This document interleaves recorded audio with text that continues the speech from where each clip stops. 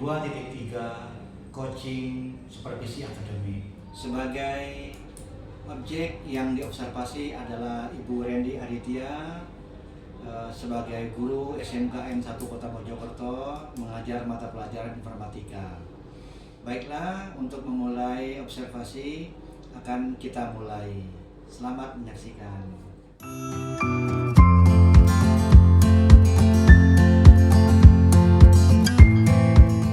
Assalamualaikum Bu Tia. Waalaikumsalam Pak Ali. Bagaimana kabarnya ini Bu Tia? Alhamdulillah baik Pak. Oh, iya. Jenengan? Alhamdulillah baik juga Bu Tia. Nah, nanti ini kan kita sebelum melakukan observasi akan dilakukan dulu praobservasi ya Bu Tia ya. Iya Pak. Nah, sebagai tahap praobservasi ini, nah kira-kira nanti Bu Tia materi apa yang ingin disajikan dalam kegiatan observasi tersebut? Ya, ini rencananya nanti itu di kelas 10 TKJ 1 saya akan mengajarkan anak-anak materinya algoritma dan pemrograman dasar. Oh iya. Ya, jadi ini sebenarnya babnya itu bab ke-7 Pak. Oh, bab ke-7. gitu. Jadi ini saya berikan dulu karena Iya. nanti akan berhubungan sama materi yang lain. Oh iya. dan belakang. Nah, kemudian Bu Tia, tujuan yang ingin dicapai dalam pembelajaran ini kira-kira apa ya Bu Tia ya? Kalau tujuan dari pembelajarannya sebenarnya dari materi algoritma dan pemrograman dasar itu yang pertama itu mereka harus mampu berpikir kritis Pak. Berpikir kritis, kemudian berpikir logis untuk menghadapi permasalahan yang mereka lakukan dalam kehidupan mereka. Jadi nanti algoritma bukan sekedar hanya untuk pemrograman saja, tapi yang awal-awal itu basicnya saya tekankan dulu berpikir kritis dan berpikir logis terhadap masalah yang mereka hadapi. Nah, dalam menerapkan mencapai tujuan itu, kira-kira model pembelajaran apa yang Ibu Tia akan terapkan nantinya? Iya. Nanti untuk model pembelajarannya saya pakai model pembelajaran think pair share. Oh gitu ya. Jadi nanti mereka berkelompok Berpikir, dua-dua, berbagi, ya, berpikir, berbagi, dan nanti setelah mereka berkelompok mereka akan buat soal tentang algoritma di permasalahan kehidupan mereka. Kemudian mereka membuat ini permasalahannya dilempar ke kelompok lain untuk kelompok lain yang menyelesaikan solusinya gimana. Oh gitu ya. Iya, bagus itu Bu Tia. Kemudian untuk metode pembelajaran yang Bu Tia terapkan kira-kira apa aja itu Bu Tia yang nanti?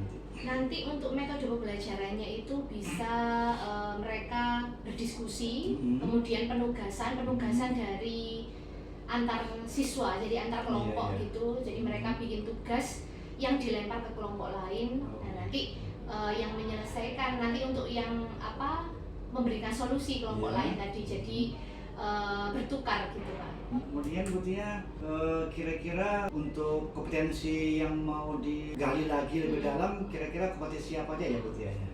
Ya, untuk pembelajaran yang algoritma dan pemrograman dasar ini, kompetensi yang harus mereka miliki sebenarnya yang pertama tuh mereka harus mendeskripsikan Pak. Jadi algoritma ini kan dibagi menjadi 3 notasi. Nah, mereka harus mampu menggambarkan 3 notasi dari algoritma temannya. Itu yang pertama. Terus yang kedua, mereka mampu membuat flowchart dari permasalahan yang mereka selesaikan tadi. Ya, bagus Bu Tia ya. Ya, mungkin untuk sementara itu dulu Bu Tia. Nanti kita ketemu lagi pada besok untuk melakukan observasinya.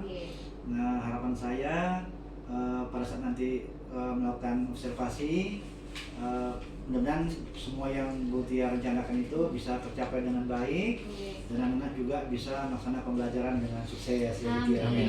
Terima kasih Bu Tia ya. Iya Pak, sama-sama. Terima kasih Bu Tia. Assalamualaikum. Waalaikumsalam.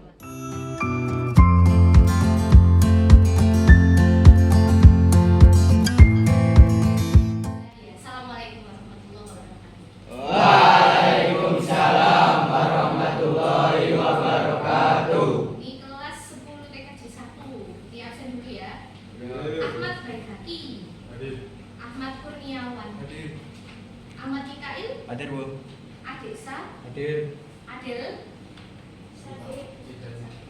ini izin apa sakit? Sakit. Sakit. Di sini ditulis izin. Afrizal, Hadir. Fadil, Hadir. Ahnaf, Yasar, Evan, Hadir. Dina Fitria, Dodi, Hadir. Elis, Elisha, Elma, Elvinda, Erlangga, Hadir. Firman. Hadir. Oke. Untuk hari ini kita pembelajaran dengan materi yang baru. Ya. Kemarin itu kan Butia sudah share di grup juga apa yang harus dipelajari, apa yang harus dibaca. Mungkin ini nanti ada juga yang di buku paket itu 7 kalau nggak salah. Itu ada algoritma dan pemrograman dasar. Ya. Dari yang sudah dibaca, dari yang sudah dipelajari, ya. Menurut saya algoritma dasar itu apa sih? Kalau di kehidupan sampean itu selalu ada masalah ya. Iya. Masalah apa yang sampean hadapi? Masalah itu. Masalah hidup muter mantelaan ya balik. Masalah hidup apa? Kurang. Contohnya masalah sekolah. Apa Iya. masalah sekolah? Tugas menumpuk. Tugas menumpuk. Terus masalah keluarga. Aman. Aman. Ada yang masalah ekonomi, masalah ada yang aman keluarganya ya. Kalau algoritma Penyelesaian masalah. penyelesaian Masalah. penyelesaian masalah.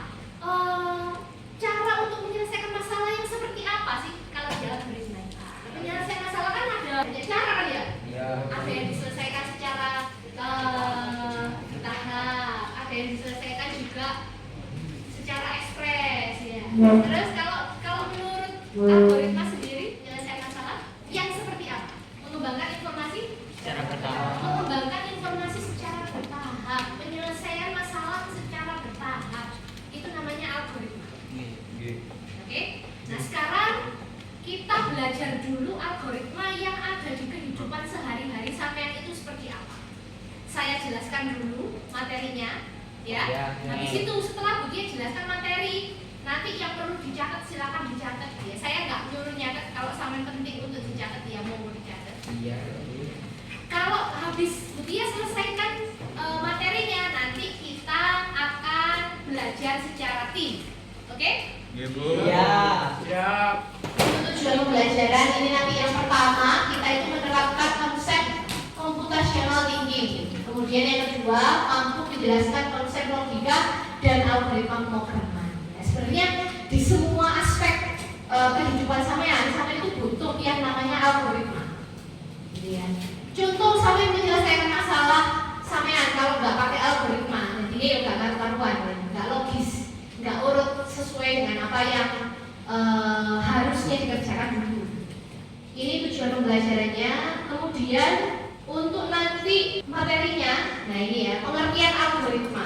Algoritma adalah langkah-langkah logis, ya, urutan langkah-langkah logis untuk menyelesaikan masalah yang disusun secara sistematis dan logis. Ya, tadi berarti penyelesaian masalah yang diselesaikan secara bertahap. Nah, itu kan namanya sistematis.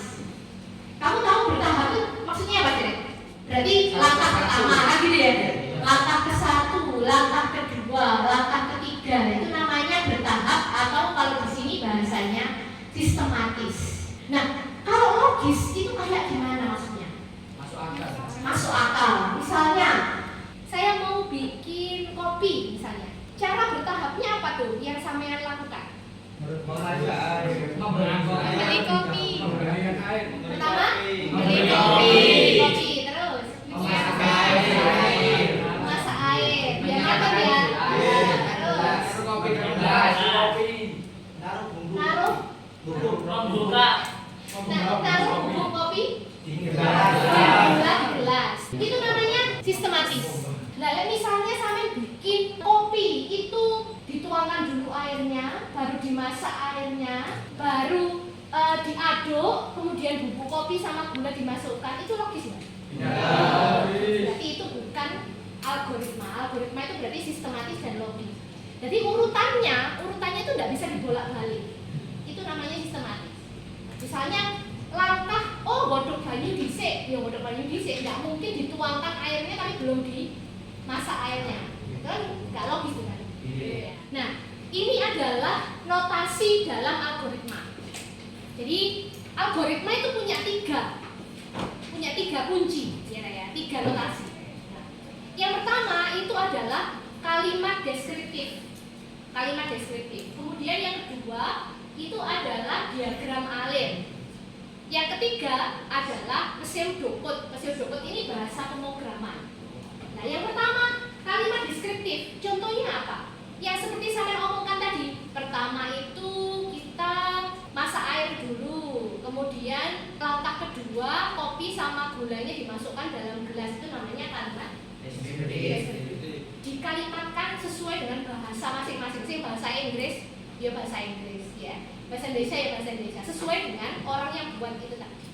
Terus kalau diagram alir itu seperti apa? Flowchart. Flow itu apa sih? Aliran. Kalau chart diagram. Berarti diagram yang mengalir. Berarti itu alirannya, bagan-bagannya diagramnya itu bentuknya apa? Alirannya program itu seperti apa? Alirannya kejadian masalah itu seperti apa? Nah, itu yang dinamakan flowchart. Terus yang ketiga itu pseudocode. Ini bisa pakai bahasa pemrograman apa saja. Dan nanti kita sepakati bareng-bareng kita pakai bahasa pemrograman yang memang lagi hits dipakai gitu ya. Kalau yang dulu-dulu kenapa kok enggak pakainya dulu? Ya jadul deh ya. Misalnya sampai dulu pernah pakai HP BlackBerry. Sekarang kan udah nggak dipakai. Kita buat apa? Belajar bahasa pemrograman yang basicnya untuk BlackBerry misalnya, atau basicnya untuk Java. Java itu yang kalau dulu pernah ada yang punya HP gambar kopi gitu ya, kalau dinyalakan, dimatikan. Nah ini contohnya, ini pengertiannya ya. Jadi kalau notasi deskriptif itu seperti apa? Jadi dia menggunakan kata-kata aja, suatu deskripsi baru. Kalau flowchart itu grafis atau diagram alir. Kalau pseudocode itu menggambarkan algoritma dengan menggunakan bahasa pemrograman. Itu kalau yang ketiga. Berarti kalau dalam algoritma tadi ada berapa notasinya? 3. Yang pertama deskriptif, yang kedua flowchart, yang ketiga pseudocode. Kalau sudah ketemu di contoh, kalian akan ngerti. Contohnya, kalau yang pertama ini algoritmanya sama, menghitung luas segi 4. Sama nih masalahnya. Bagaimana caranya menghitung luas segi 4? Nah, kalau secara deskriptif itu menggunakan bahasa biasa ini ya. Menghitung luas segi 4 dengan menggunakan blablabla. Itu kan bahasa Indonesia biasa ya. Kalau flowchart dia menggunakan diagram atau bagan gitu ya. Ini bagannya ya. Kalau jajar genjang itu untuk apa? Persegi panjang itu untuk apa? Itu ada sendiri fungsinya. Ini nggak boleh kebolak-balik nih. Kalau input sama output kita pakai jajar genjang. Kalau proses kita pakai persegi panjang. Setiap aplikasi yang sama pakai sekarang, mbok iku WA, mbok Instagram, mbok YouTube, itu selalu ada input, ada output. Sebelumnya ada proses, ada output. Kalau membuat kopi tadi, inputnya apa? Inputnya berarti di sini ada kopi, ya. Terus gula, ono meneh gelas, ya gitu ya. Prosesnya apa prosesnya? Memasak air, aduk kopi itu namanya proses. Terus outputnya minumannya jadi minuman kopi. Setiap kegiatan, setiap masalah pasti ada input, ada proses, ada output. Iku mesti ono. Nek salah sih jika ono, jelas salah. Misalnya prosesnya nggak ada, ya nggak mungkin. Ono kopi, gula, bim salah bim apa? Moro jadi minuman. Ini nggak mungkin. Berarti harus ada prosesnya. Itu logis. Ya.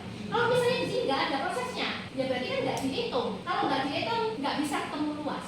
Jadi semuanya harus tahapannya ada input, proses dan output. Ini kalau flowchart. Kemudian yang ketiga itu pakai pseudocode atau pakai bahasa pemrograman. Di sini ada integer, ada input dalam kurung n ini ya. Ini tergantung bahasa pemrograman apa yang dipakai. Kalau di buku paket itu kan pakai bahasa pemrogramannya Java ya. Ya nanti kita kesepakatan mau pakai bahasa pemrograman apa ya. Ini untuk simbol flowchartnya. Flowchart simbol yang ini untuk apa, ini untuk apa gitu ya. Ini ada fungsinya masing-masing. Ini ada juga di buku paket gitu ya. Nah ya. Oke. Ini nanti bisa Bukia tayangkan terus begini ya. Tapi kalau mau dicatat ya boleh. Ini ada simbol-simbol yang diterapkan di flowchart ya. Untuk kita latihan algoritma pemrograman tadi kan banyak. Kalian bisa membuat algoritma dengan masalah-masalah yang ada di kehidupan sampean. Misalnya membuat kopi, terus berangkat sekolah atau apa gitu ya. Itu terserah sampean. Nah, ini nanti Butia kasih tugas kelompok ya untuk membuat masalah yang diselesaikan oleh kelompok lain algoritmanya. Nanti bikin 3 notasi. 2 notasi saja nggak apa-apa. Yang pertama notasi apa tadi? Deskriptif. Yang kedua notasi diagram alir atau flowchart. Nah, ini nanti kelompokan dulu, 1 kelompok 2 orang. Kalau sudah, sampean bikin 2 masalah yang bisa dialgoritmakan sesuai notasi deskriptif dan sesuai notasi flowchart. Nanti flowchartnya saya tampilkan di sini, simbol-simbolnya ya supaya cepat untuk ngerjakannya. Oke, paham? Ini silakan bentuk kelompok, 1 kelompok 2 orang, silakan itu dibentuk dulu. Kalau ini totalnya 30, nah 32. Kalau 32 kan berarti pas ya, ada 16 kelompok. Oke, bisa ngerti? Sekarang kelompokan dulu, menuju kelompoknya masing-masing yang mana, langsung bikin 2 permasalahan yang bisa dibuat algoritma. Saya kasih waktu 15 menit, oke? Silakan dibentuk kelompoknya.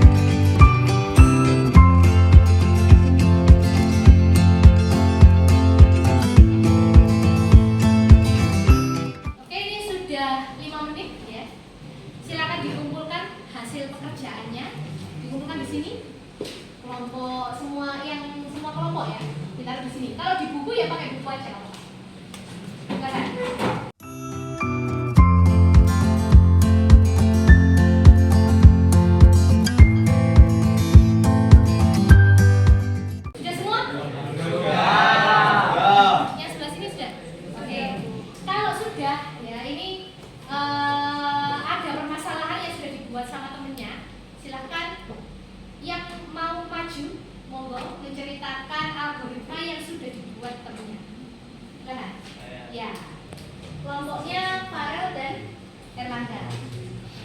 Silakan. Oke, di sini. Oke, dipresentasikan menurut sampean sendiri. Soal yang ada di situ algoritmanya gimana?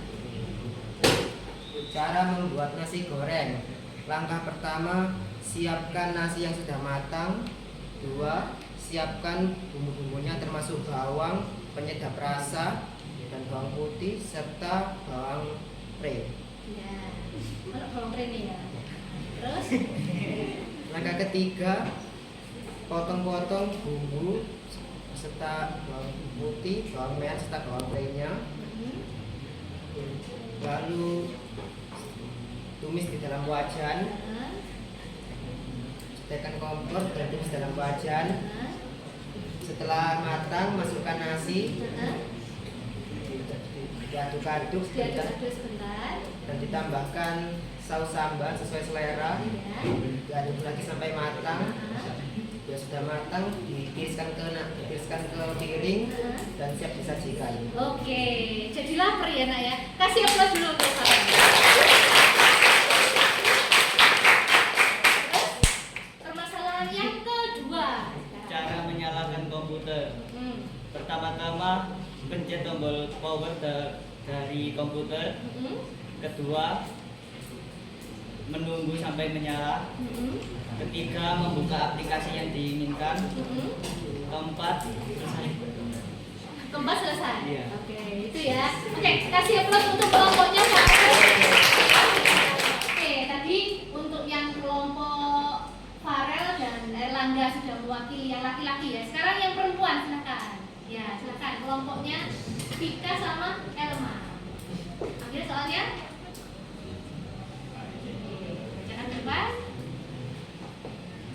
Apa yang akan dilakukan saat handphone kita terkena virus berbahaya atau terkena hack? Yang kedua, cara login akun Google yang lupa sandi passwordnya.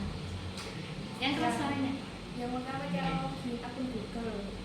Kita buka akun Google-nya, terus kita masukkan email dan password lama. Jika lupa, kita verifikasi password. Kemudian kan akan tampil di layar ganda itu SMS dari Gmail Bu untuk verifikasi akun sandi baru.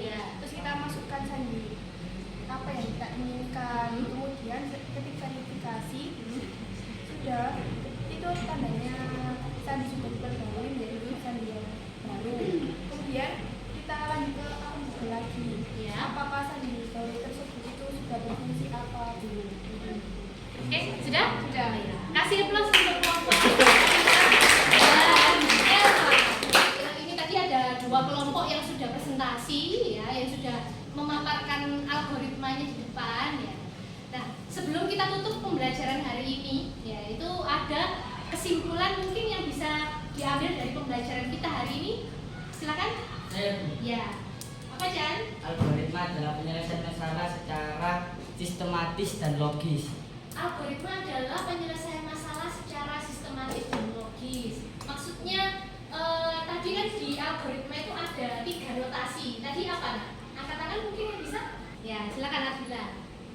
Ada 3 notasi algoritma. Yang pertama yaitu deskriptif, yang kedua flowchart, yang ketiga pseudocode. Pseudocode. Kalau deskriptif itu yang seperti apa nak? Yang lain silakan. Silakan. Kalau flowchart? Ya, silakan. Notasi flowchart adalah notasi yang menggunakan bentuk-bentuk geometris seperti diagram alir. Oke, kalau deskriptif?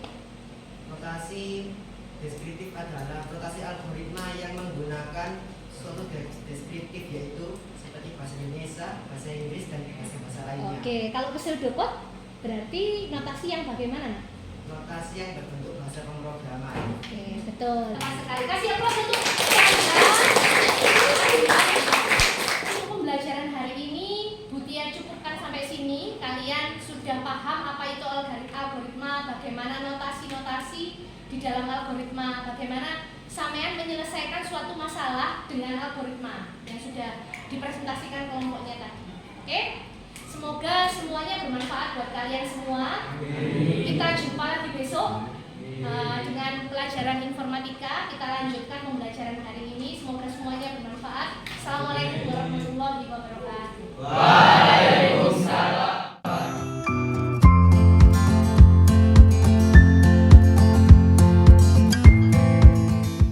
Assalamualaikum warahmatullahi wabarakatuh. Saya Muhammad Alian Nadia, DGB Angkatan 9 Kota Mojokerto. Hari ini saya akan melakukan pasca observasi dalam kegiatan pendampingan individu kelima. Sebagai guru yang diobservasi adalah Ibu Wendy Aditya, kemudian pengajar praktik saya adalah Ibu Aprilia Rita Utami MPD, dan saya selaku observer. Untuk menyingkat waktu, marilah kita masuk pada kegiatan pasca observasi saya.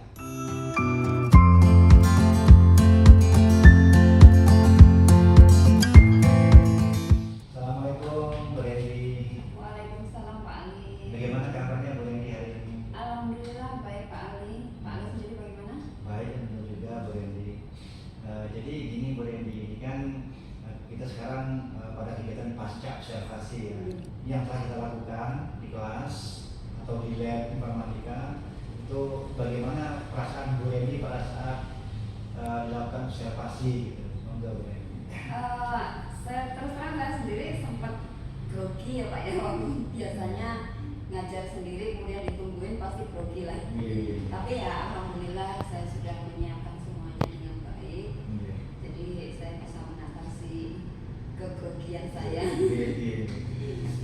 Ya, kemarin juga saya lihat itu pada saat saya observasi kelihatannya pembelajaran yang Bu Reni angkat tentang tim PSR itu sudah terlihat bagaimana Bu Reni mengkondisikan anak-anak itu dalam pola berpikirnya, kemudian berpasangannya juga, lalu kemudian mereka share-nya berbagi dan mempresentasikan hasil diskusi mereka di depan lab begitu, sudah terlihat semua. Kemudian dari kegiatan observasi tadi itu kira-kira menurut Bu Reni itu apa yang perlu diperbaiki lagi gitu? Iya Pak Ali, kemarin memang anak-anak sudah menerapkan itu. Mungkin saya akan membimbing anak-anak kembali, mungkin nanti di materi berikutnya, yaitu tentang materi algoritma pemrograman. Nah nanti anak-anak bisa berkelompok, kemudian berdiskusi, karena saat ini yang sedang marak itu adalah tentang cyber security. Jadi supaya anak-anak lebih paham lagi cyber security gitu Pak. Jadi mungkin nanti saya pakai ada programmer. Programmer, jadi mereka bisa berkelompok-kelompok begitu. Ya Bu Reni, mudah-mudahan nanti apa yang Bu Reni rencanakan itu bisa sukses, bisa tercapai. Dan sekaligus juga mungkin untuk harapannya ke depan itu seperti apa ya Bu Reni ya? Harapan ke depan. Harapan saya nanti anak-anak itu menguasai pemrograman itu dan bisa membuat program untuk pengamanan gitu Pak. Gini Bu Reni. Terima kasih Bu Reni atas waktu yang sudah diluangkan untuk kita bincang-bincang tentang pasca observasi. Mudah-mudahan nanti apa yang Bu Reni lakukan, apa yang Bu Reni rencanakan bisa Bu Reni laksanakan dengan sebaiknya. Dan juga saya menunggu informasi berikutnya dari kegiatan yang nanti Bu Reni rencanakan itu depannya. Anak-anak bisa mahir dengan cyber ininya. Dan nanti ada lanjutan dari yang lanjut yang kita lakukan hari ini. Iya Pak, saya juga mohon masukannya untuk saya agar saya nanti bisa menerapkannya ke